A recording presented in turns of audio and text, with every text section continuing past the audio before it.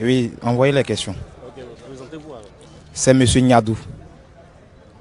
Quels sont les sentiments qui vous animent aujourd'hui au moment où vous foulez le sol ivoirien après un séjour? Bon, en fait, je suis quand même heureux parce que c'est ma terre natale, ce qui est normal. Et puis, je remercie les autorités des efforts fournis. Et je remercie aussi OIM parce que nous avons traversé des moments et des épreuves difficiles. On a blanchi des nus, on a broyé du noir. Mais aujourd'hui, nous sommes en Côte d'Ivoire.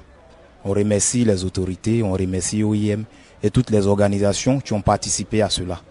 Ça, c'est ce que j'avais à dire à l'endroit des organisations et des autorités. Et à l'endroit du président, on le remercie aussi pour tous ses efforts.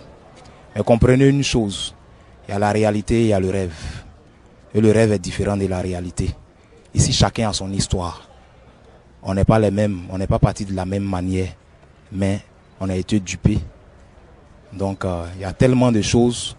Je pense bien qu'on ne peut pas tout dire devant les caméras.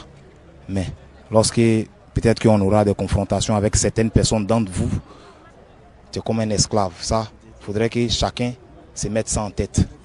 Lorsque tu te retrouves en Libye et que tu travailles sur un territoire où lorsqu'un arabe te voit, il doit te kidnapper pour te donner à un groupe de terroristes qu'on appelle Asma Boy, eux ils te revendent aux gens. Donc parmi nous aussi, il y a des gens qui sont partis pour traverser. Et il y a des gens qui ont promis des vols, il y a des gens qui ont promis des gros bateaux, il y a des gens, il y a plein d'histoires qui se traînent sur la table. Donc je peux dire que les histoires sont différentes, c'est ce que je venais de dire. Donc vraiment, je vous remercie. Donc, et puis, c'est un enfer, hein?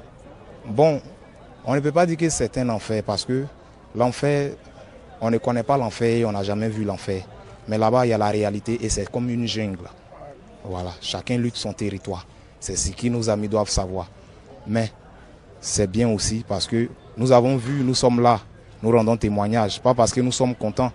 Parce qu'à l'heure actuelle, je peux dire qu'il y a certains parmi nous qui ne savent même pas où dormir. C'est difficile, on n'a pas les mêmes familles. Mais la réalité, nous sommes dedans, nous sommes sur le territoire. On est content parce que nous sommes sur notre terre. Ça, c'est tout à fait normal parce que je préfère venir les poches vides que de rester en Libye. Je ne suis pas parti en Libye, je suis allé travailler. Donc, il y a beaucoup de choses. Et je n'étais pas en Libye, j'étais en Tunisie. Donc, c'est le travail qui m'a envoyé de l'autre côté. Et il y a des gens qui sont allés aussi pour certaines choses, qui ont été dupés, qui se sont retrouvés sur certaines frontières. Et les gens, lorsqu'ils vous croisent dans les rues, ils ne cherchent pas à vous demander ce qui se passe. Ils vous prennent directement, ils vous envoient dans des prisons, on vous torture. Donc, de grâce, je pense bien que le gouvernement a entendu ce que j'ai dit.